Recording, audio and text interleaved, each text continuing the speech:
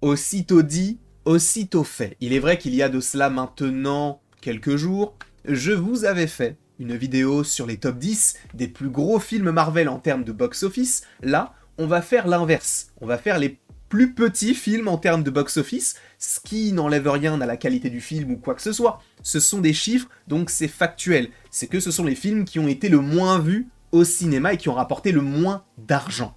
C'est bon pour vous, on est calé là-dessus, sachant qu'en vrai, il y a des surprises, et première surprise, on commence avec le top 10, Iron Man.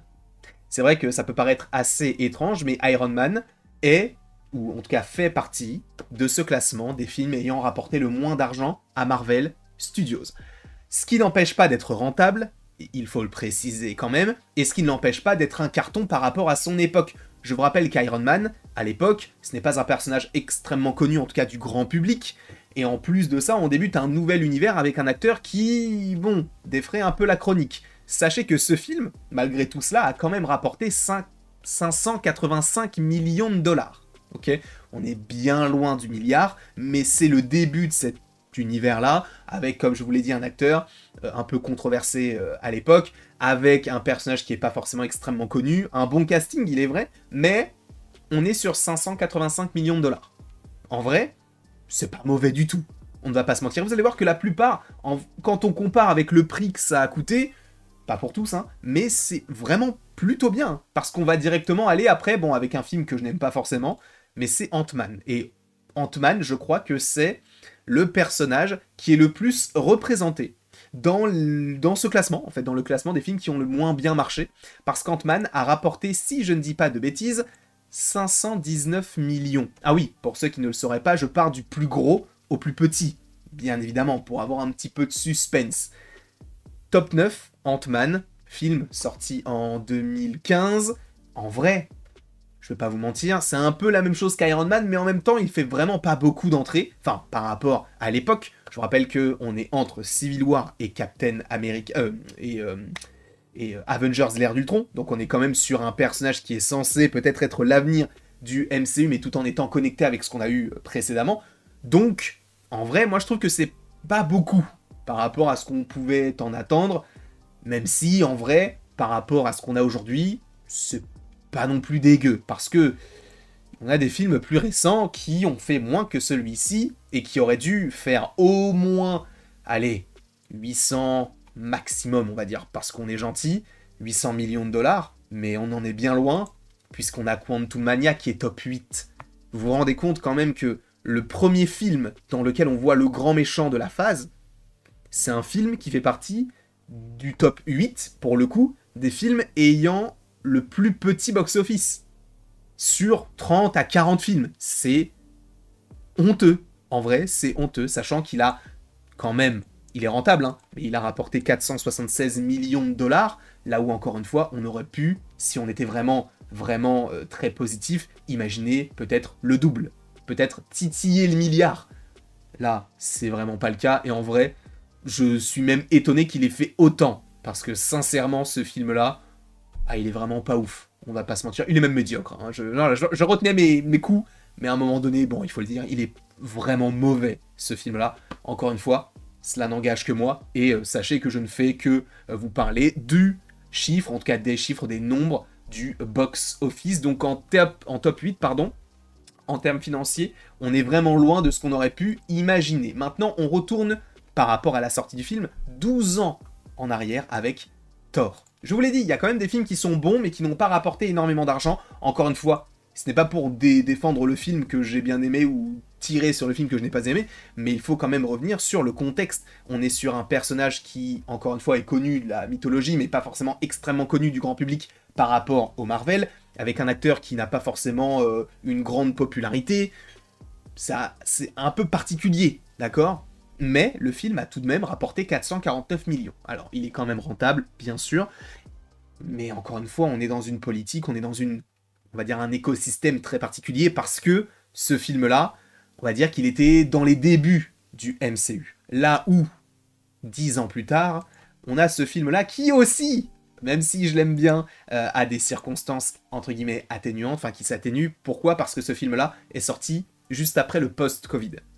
Je vous rappelle quand même qu'il y avait beaucoup de gens qui, même après le Covid, ne voulaient pas sortir de chez eux, qui ne voulaient pas aller au cinéma, qui ne voulaient pas faire ci, qui ne voulaient pas faire ça. Et ce film, bien que classique du côté du MCU, n'a pas forcément été, on va dire, très apprécié, en tout cas d'un point de vue financier, si j'ose dire.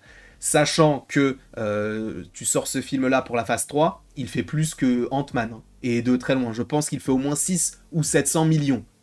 À l'époque, Infinity War, etc. Évidemment, c'est une autre époque. Là, on est post-Covid. Sachant que les 3 films que je vais vous évoquer, en vrai, si tu les sors à une autre période, je pense qu'ils font bien plus. Celui-ci, je l'aurais bien vu faire, allez, 700 voire 800 millions. Parce que les scènes de combat sont plutôt jolies, les effets spéciaux sont intéressants, on a des connexions avec le MCU qui nous teasent l'avenir, un avenir qui peut être un petit peu compliqué par rapport au départ de Kang, mais en tout cas, voilà ce qui aurait pu être un grand film en termes box-office. Et là, il est top 6 du flop 10, entre guillemets. On arrive à Eternals, on est dans la même lignée, celui-ci, et c'est ça qui est fou, c'est que les gens disent « Ouais, ça a été un flop, ça a été un flop », mais sachez qu'Eternals, en vrai, il a fait que 30 millions de moins que Shang-Chi. Pourtant, Shang-Chi, on a vite eu le feu vert pour une suite, etc., etc. Là, pour Eternals, on a eu que 30 millions de décalage. Alors je pense que ce qui a aussi été dérangeant, peut-être pour Marvel, c'est que les critiques n'étaient pas positives, en tout cas aux États-Unis, parce que dans les autres pays, j'ai l'impression que ça a été plutôt bien reçu. Aux États-Unis, ça n'a pas plu parce que trop lent. On a déjà fait la vidéo, enfin, j'aime pas forcément ce genre de concept de cracher sur tel genre de film, que ce soit MCU ou pas, mais de dire, une fois qu'on a quelque chose de différent, de dire ah ben non, c'est trop différent de ce qu'on a d'habitude.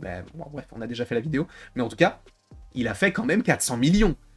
C'est pas énorme pour ce qu'on aurait pu en attendre, mais des personnages qui sont très obscurs du côté des comics, j'ai lu les comics, je peux en attester. J'ai lu Eternals de Jack Kirby. Ah la purge. Mais un côté moderne, alors après ça a un aspect un petit peu film d'auteur avec Chloé Zhao, mais en vrai, ce film-là, tu le sors encore une fois à une période MCU où c'était vraiment, ça battait son plein. Frérot, ça fait 700 millions, ça fait 6 ou 700 millions. Un peu moins que Shang-Chi quand même, mais pas loin derrière, on va dire. Après bon, là, la dégringolade, on est sur Black Widow. Alors encore une fois, là c'est pire que Shang-Chi ou pire qu'Eternals, c'est que lui il est vraiment sorti juste après le Covid. Admettons, le Covid, enfin en tout cas on a pu ressortir après le Covid, je dis n'importe quoi, en juin, le film est sorti en juillet. Donc il y avait encore des gens encore très réticents.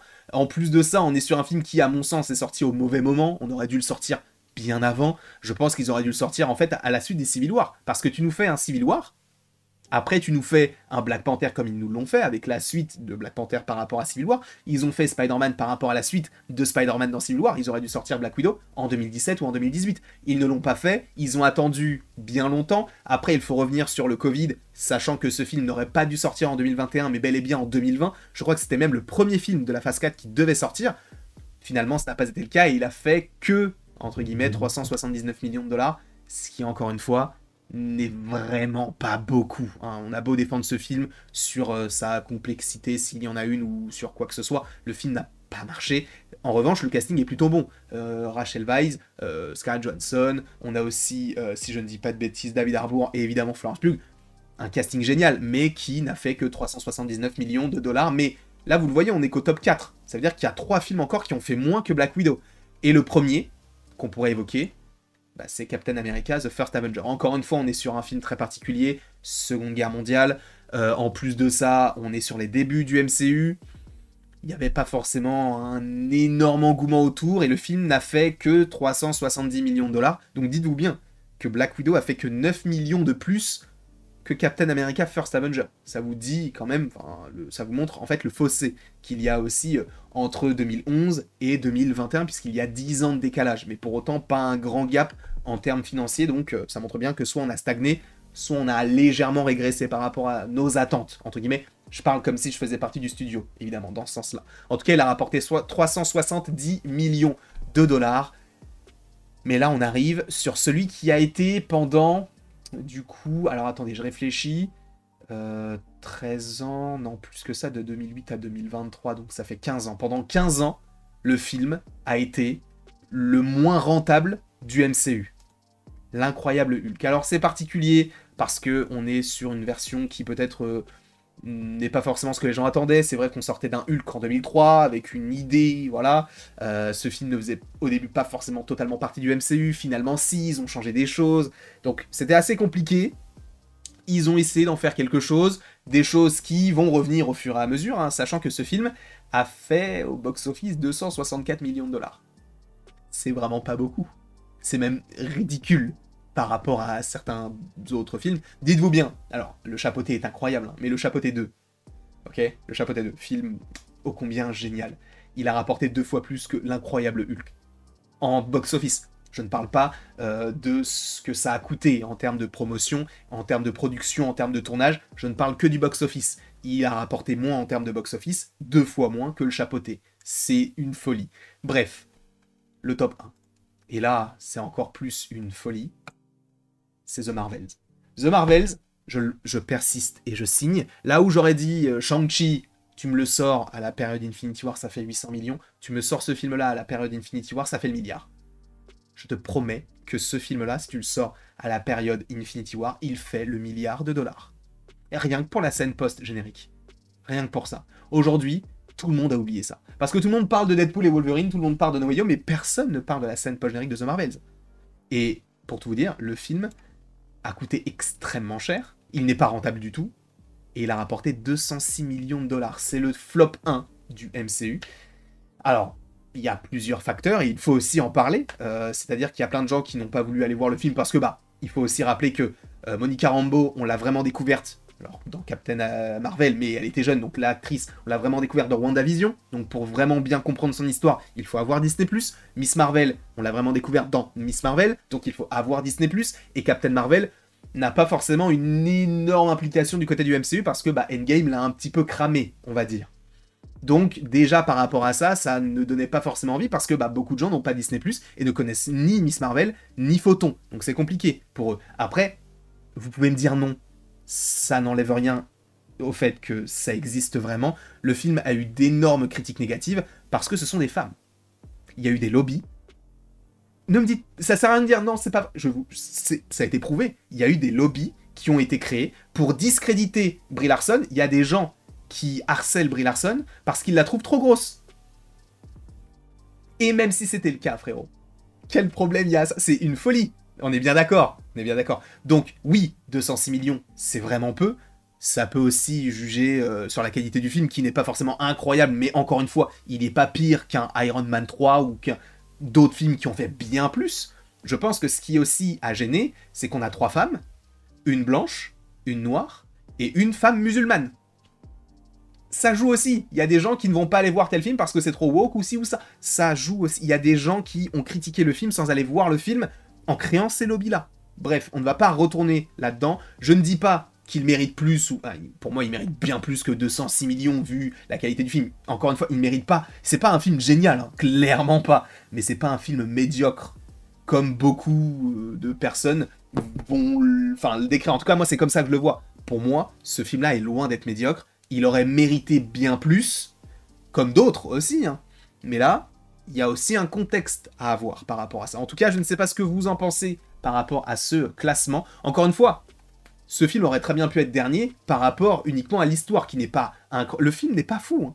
C'est juste l'histoire, en vrai, elle est meilleure que ce qu'on aurait pu imaginer, sachant qu'on s'imaginait le pire. Mais, en vrai, il n'y a pas que ça qui rentre en compte.